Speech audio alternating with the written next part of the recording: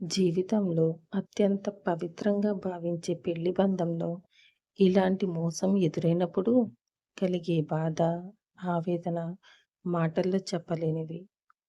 ఇంట్లో వాళ్ళ గౌరవం కోసం ఆ నిజాన్ని గుండెల్లోనే దాచుకుని 6 నెలల పాటు అనుభవించిన ఆ మానసిక నరకం చాలా పెద్ద నరకం. ఇది కథ కాదు, జీవితం. నాకు చాలా దగ్గర వాళ్ళ జీవితం. అతని కథ సుఖాంతం అయ్యింది. కాబట్టికి పేర్లు మార్చి ఈ వీడియో చేస్తున్నాను. అతని జీవితంలో ఏం జరిగిందో సింపుల్‌గా చెప్పడానికి ట్రై చేస్తాను. చిన్ను జీవితం ఎప్పుడూ ఒక పద్ధతిగా సాగిపోయేది.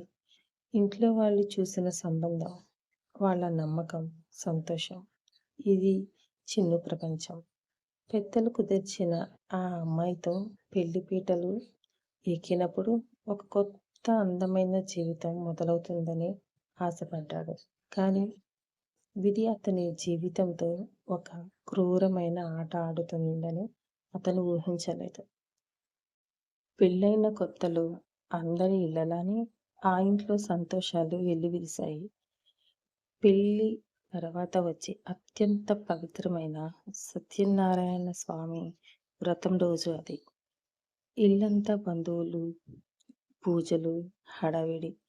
సరిగ్గా అదే సమయంలో చిన్ను ఫోన్ వైబ్రేట్ అయ్యింది. ఎవరో తెలియని నంబర్ నుండి. కొన్ని ఫోటోలొచ్చాయి. ఫోన్ ఓపెన్ చేసిన చిన్ను గుండె ఒక్కసారిగా ఆగినంత పనయింది. అందులో అతని భార్య వాళ్ళ డ్రైవర్‌తో అత్యంత సన్నిహితంగా కమిట్మెంట్‌లో ఉన్న ఫోటోలవి. క్రింద ఒక మెసేజ్. నీకంటే ముందే తను నాది. పంపింది ఎవరో కాదు, ఆ డ్రైవరే. చుట్టూ మంగళవాద్యాలు, మంత్రాలు వినిపిస్తున్నా చిన్ను చెవుల్లో మాత్రం నిశ్శబ్దం ఆవరించింది. గుండెల్లో ఒక పెద్ద అగ్నిపర్వతం బద్దలైంది. ఆ క్షణంలో అందరి ముందు ఆ నిజాన్ని బయట పెట్టేయాలన్నంత ఆవేశం వచ్చింది. కానీ ఎదురుగా కూర్చుని మురిసిపోతున్న తల్లిదండ్రులు, కుటుంబ గౌరవం అతని చేతులను కట్టేశాయి. ఆ పవిత్రమైన రోజే అతని నమ్మకం ముక్కలైపోయింది. అప్పటి నుండి చిన్ను జీవితం ఒక నరకంగా మారింది. ఒకే ఇంట్లో, ఒకే గదిలో తనను మోసం చేసిన మనిషితో కలిసి ఉండడం ఒక రకమైన మానసిక హింస. ఆ నిజాన్ని ఎవ్వరికీ చెప్పుకోలేక లోలోపల బాధను అనుభవిస్తూ 6 నెలల పాటు ఆ నిజాన్ని తమ గుండెల్లోనే దాచుకున్నాడు. సమాజం ముందు, ఇంట్లో వాళ్ళ ముందు భార్యాభర్తలుగా నటిస్తున్నా లోపల చిన్ను అనుభవిస్తున్న నరకం ఎవ్వరికీ తెలియదు. వ్రతం తర్వాత ఇంట్లో వాళ్ళు శోభనం ఏర్పాట్లు చేసినప్పుడు మనసులో అంత పెద్ద నిజాన్ని దాచుకుని ఆ పరిస్థితిని ఎదుర్కోవడం ఎంత నరకప్రాయంగా ఉంటుందో ఊహించవచ్చు. కుటుంబ గౌరవం పోకూడదు, అలాగని మోసం చేసిన మనిషితో ఆ పవిత్రమైన బంధాన్ని పంచుకోకూడదు అనే తీవ్రమైన సందిగ్ధతలో అతను తీసుకున్న ఆ నిర్ణయం వెనుక ఉన్న భావోద్వేగాలను ఈ కథలో పొందుపరిచాను. పెళ్ళైన కొత్తలోనే గుండెను పిండేసే నిజం తెలిసినా చిన్ను ఆ నిజాన్ని లోలోపలే దాచుకున్నాడు. కానీ విధి అతనికి మరో పెద్ద పరీక్ష పెట్టింది. ఇంట్లో వాళ్ళకి ఏమీ తెలియదు. వాళ్ళు ఎంతో మురిపెంగా, సంప్రదాయబద్ధంగా శోభనం ఏర్పాట్లు మొదలుపెట్టారు. ఇల్లంతా పువ్వుల అలంకరణలు, బంధువుల నవ్వులు, పాలు, పండ్లు హడావిడి. ఆ గదిని చూస్తుంటే చున్నికి ఊపిరాడనట్లుగా అనిపిస్తుంది. ఒకవైపు తన నమ్మకాన్ని డ్రైవర్‌తో కలిసి నిలువునా ముంచేసిన భార్య. ఇంకోవైపు ఏమీ తెలియక సంతోషపడిపోతున్న కన్నవాళ్ళు.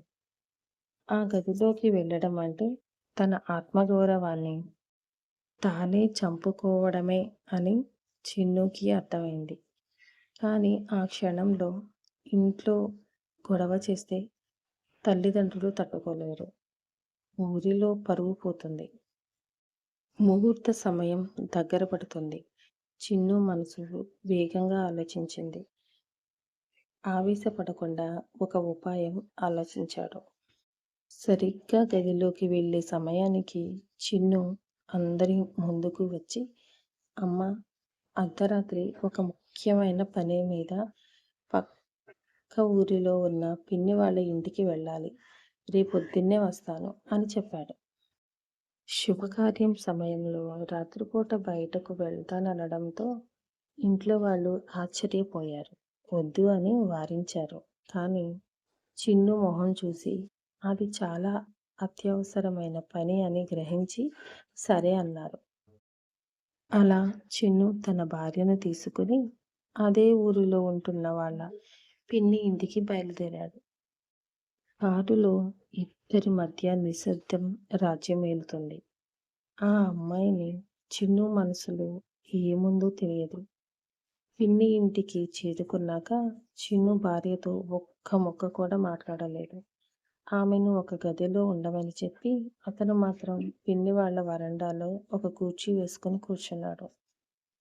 ఆ నల్లని చీకటి రాత్రి ఆకాశం వైపు చూస్తూ చిన్ను కళ్ళల్లో నీళ్లు తిరిగాయి. పక్కనే పిన్ని ఇల్లు, ఇంకొక వైపు తన జీవితాన్ని ముక్కలు చేసిన భార్య. ఆ రాత్రంతా చిన్ను కంటి మీద కునుకు లేకుండా గడిపాడు. ఒకవైపు గుండెల్లో ఆ నిజాన్ని మోస్తూ, ఇంకోవైపు ఇంట్లో వాళ్ళ సంతోషాన్ని కాపాడుతూ తను అనుభవించిన మానసిక నరకానికి ఆ రాత్రే సాక్ష్యం.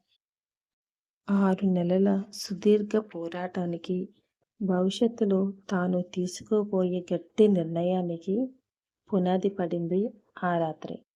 తప్పు చేసిన మనిషికి దూరంగా ఉండడమే తప్ప తాను చేయాల్సిన మొదటి పని అని చిన్ను ఆ రాత్రి నిద్ర లేని కళ్ళతోనే నిర్ణయించుకున్నాడు. పిన్ని వాళ్ళ ఇంట్లో ఆ రాత్రి గడిచినప్పటి నుండి చిన్ను ప్రవర్తనలో స్పష్టమైన మార్పు వచ్చింది. అతను లాస్యతో మాట్లాడడం పూర్తిగా మానేశాడు. ఒక ఇంట్లో ఉంటున్న ఆమె వైపు కనీసం కంటి చూపుతో కూడా చూడడం లేదు. కానీ ఈ 6 నెలల కాలంలోనే కథలో ఒక కొత్త మలుపు చోటు చేసుకుంది. అదే లాస్య మనసు మారడం. మొదట్లో ఏదో ఆకర్షణతో తెలియక తప్పు చేసిన రోజులు గడుస్తున్న కొద్దీ లాస్యకు చిన్ను విలువ తెలిసొచ్చింది. చిన్ను ఎంత పద్ధతిగా ఉంటాడో, కుటుంబ బాధ్యతలను ఎలా మోస్తున్నాడో చూశాక ఆమెకు అతనిపై విపరీతమైన ఇష్టం ఏర్పడింది. తను చేసిన తప్పు ఎంత పెద్దదో ఆమెకు ఆలస్యంగా అర్థమైంది. ఎలాగైనా చిన్ను మనసు గెలుచుకోవాలి. అతనితోనే ఒక నిజమైన భార్యగా జీవితాన్ని పంచుకోవాలని, కమిట్ అవ్వాలని లాస్య రకరకాలుగా ప్రయత్నించడం మొదలుపెట్టింది. పొద్దున్నే లేచి చిన్నుకి నచ్చిన వంటలు చేయడం, అతను ఆఫీస్ నుండి రాగానే కాఫీ అందిస్తూ మాట్లాడడానికి ప్రయత్నించడం, అతని చిన్న చిన్న అవసరాలను కూడా దగ్గరుండి చూసుకోవడం, ఇలా ఒక ఆదర్శవంతమైన భార్యలా మారాలని శాయశక్తులా ప్రయత్నించింది. కొన్నిసార్లు ఒంటరిగా దొరికినప్పుడు చిన్ను కాళ్ళ దగ్గర కూర్చొని, తెలియక తప్పు చేశాను, నన్ను క్షమించు, ఒక్క అవకాశం ఇవ్వు అని కన్నీళ్లతో బ్రతిమలాడేది. కానీ చిన్ను మనసు ఒక శిల్పంలా మారిపోయింది. లాస్య ఎన్ని రకాలుగా ప్రయత్నిస్తున్నా ఆమె కళ్ళల్లో కనిపిస్తున్న పశ్చాత్తాపాన్ని అతను నమ్మలేకపోయాడు. ఎందుకంటే ఒకసారి విరిగిపోయిన నమ్మకాన్ని మళ్ళీ అతికించడం సాధ్యం కాదు. లాస్య ప్రేమగా కాఫీ ఇస్తే ఆ కప్పును తాకకుండానే పక్కన పెట్టేసేవాడు. ఆమె మాట్లాడడానికి వస్తే అక్కడి నుండి లేచి వెళ్ళిపోయేవాడు. ఆమె కన్నీళ్లు అతని గుండెను కరిగించలేకపోయాయి. ఎందుకంటే పవిత్రమైన వ్రతం రోజున ఆ డ్రైవర్ పంపిన ఫోటోలు అన్న మాటలు చిన్ను గుండెల్లో పచ్చబొట్టులా ఉండిపోయాయి. లాస్య తన తప్పును దిద్దుకుని చిన్నుతో కలవాలని ఎంత తపన పడుతున్నా చిన్ను మాత్రం ఆ మోసాన్ని జీర్ణించుకోలేక ఆమెకు ఎంత వీలైతే అంత దూరంగా జరిగిపోతూ 6 నెలల కాలం ఆ నిశ్శబ్ద యుద్ధాన్ని కొనసాగించాడు. ఇలాంటి ఒక క్లిష్టమైన పరిస్థితులలో వారిద్దరి మధ్య జీవితంలో ఒకే ఇంట్లో నడిచే నిశ్శబ్ద యుద్ధంలాగా ఉంటుంది. పైకి అంతా ప్రశాంతంగా కనిపిస్తున్నా లోపల మాత్రం ఇద్దరి మనసుల్లో తీవ్రమైన సంఘర్షణ నడుస్తూ ఉంటుంది. లాస్యకి చిన్ను మనసు గెలుచుకోవాలనే తపన రోజు రోజుకు ఒక వ్యసనంలాగా మారుతుంది.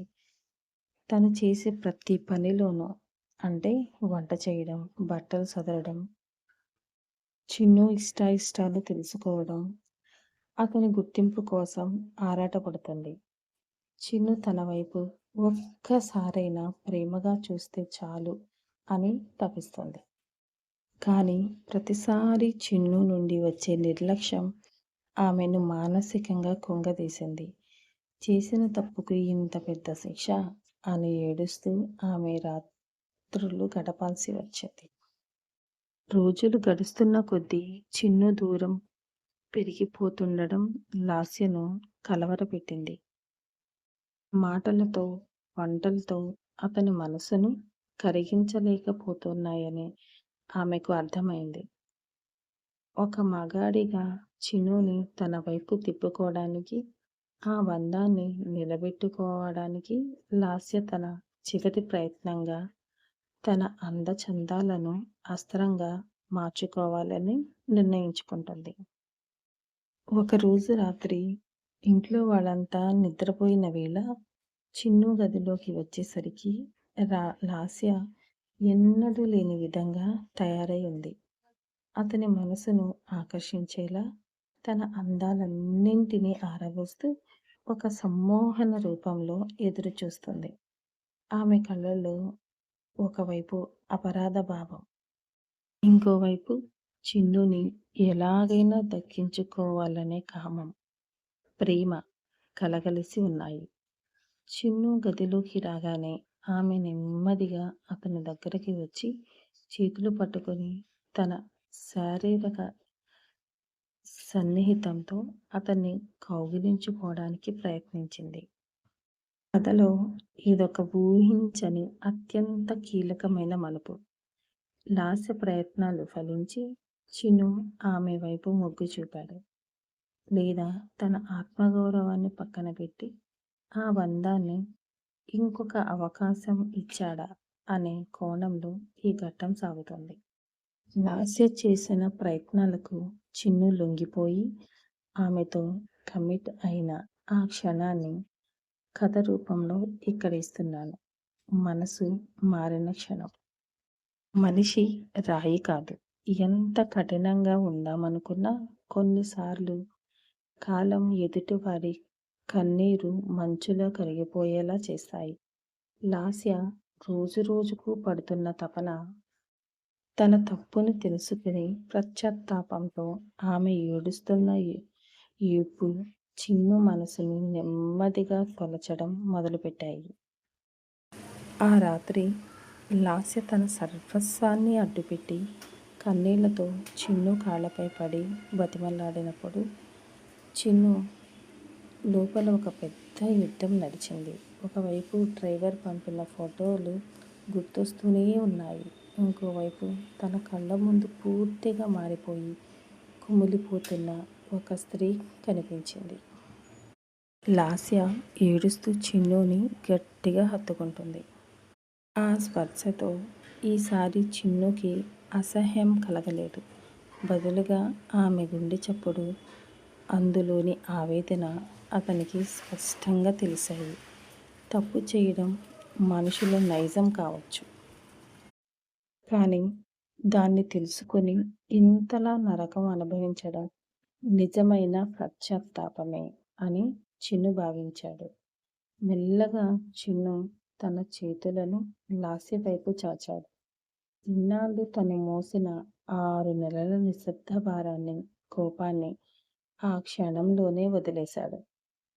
లాస్య కన్నీళ్లను తన వేళ్లతో తుడుస్తూ ఆమెను తన కౌగిట్లోకి తీసుకున్నాడు. ఆ రాత్రి వారిద్దరి మధ్య దూరం కరిగిపోయింది. ఇన్నాళ్ళు మూగబోయిన ఆ గది ఒక కొత్త ఆశలతో నిండిపోయింది. లాస్య ఆనందానికి అవధులు లేవు. తను కోల్పోయిన నమ్మకాన్ని, భర్తను తిరిగి సంపాదించుకున్నాననే సంతోషంలో ఆమె కళ్ళలో ఆనంద బాష్పాలు రాలాయి. చిన్ను తన చేతులతో లాస్యను దగ్గరకు తీసుకోగానే ఆమె గుండె ఒక్కసారిగా వేగంగా కొట్టుకోవడం మొదలుపెట్టింది. ఇన్నాళ్ళు తను ఎదురు చూసిన క్షణం, తన భర్త సన్నిహితం దొరికిందనే సంతోషంలో లాస్య చిన్ను గుండెలపై వాలిపోయింది. ఆమె కళ్ళ నుండి ఆనంద బాష్పాలు చిన్ను రొమ్ములపై తడిసిపోయాయి. లాస్య తన అందచందాలను చిన్ను ముందు పరిచేసింది. కానీ ఈసారి చిన్ను కళ్ళల్లో అసహ్యం లేదు. ఒక పురుషుడిలా ఆమె పశ్చాత్తాపాన్ని, ఆమెలోని ఆరాటాన్ని అతను స్వీకరించాడు. చీకటి వెలుగుల మధ్య ఆ మల్లెపూల పరిమళాల సాక్షిగా వాళ్ళిద్దరి శ్వాసలు ఒక్కటయ్యాయి. లాస్య ప్రతి స్పర్శలోనూ నేను నీదానినే, నన్ను వదిలేయకు అనే ఆర్తి కనిపించింది. చిన్ను కూడా ఇన్నాళ్ళు దాచుకున్న ఆవేదనను, కోపాన్ని ఆ కలయికలోనే కరిగించేశాడు. ఆ రాత్రి వారిద్దరికీ ఒక కొత్త బంధంలోకి అడుగుపెట్టారు. 6 నెలల నరకం తర్వాత ఆ ఇంట్లో నిజమైన శోభనం జరిగింది. ముగింపు. కథ ఇక్కడితో ఒక అందమైన సుఖాంతానికి, హ్యాపీ ఎండింగ్కి చేరుకుంది. తప్పు చేసిన భార్య మారిపోవడం, భర్త పెద్ద మనసుతో క్షమించి దగ్గరకు తీసుకోవడం. వాస్తవానికి జరిగిన ఎండింగ్ ఇది కాదు. ఆమెకు డైవర్స్ ఇచ్చేసి ఇంకొక పెళ్లి చేసుకున్నాడు. మీకు నచ్చుతుందనే భావిస్తున్నాను. చూసిన ప్రతి ఒక్కరు లైక్ చేయండి.